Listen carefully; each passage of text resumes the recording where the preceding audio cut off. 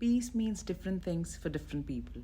What might look like peace for the oppressor might just be complete opposite of that for the oppressed. In the context of Israel and Palestine, the Israeli definition of peace is to have a free pass at killing, subjugating, and expelling Palestinian people from their native land to grab their resources and exploit them without having to face any repercussions or any kind of resistance from the Palestinian people or the international community. Whereas the Palestinian definition of peace is to get their land back, to dismantle the occupation, to have the right to return back to their homes that were taken away from them, and to exist safely and securely in their own homeland for themselves and their generations to come. For decades and centuries, the colonizers and the occupying forces used to plunder, attack, and occupy native lands under the garb of bringing peace to them. The native populations were called beasts and savages and uncivilized who needed a foreign colonizer to come and teach them how to live and save them. They were killed, massacred, looted, their lands robbed of their natural resources, all behind the facade of peace and civilization with the cherry of religion on top. And every time they tried to resist it or stand up against it,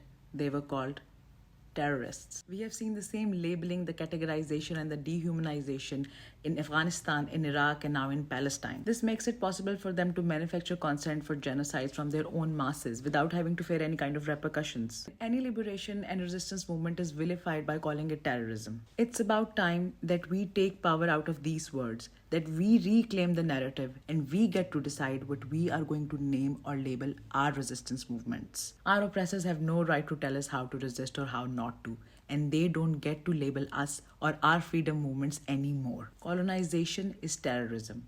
Occupying somebody's land is terrorism. Committing genocide is terrorism, and so is enabling it. Fighting against all of this is not. And nobody gets to tell us otherwise, especially not the colonizers and oppressors themselves. Long live resistance and free Palestine.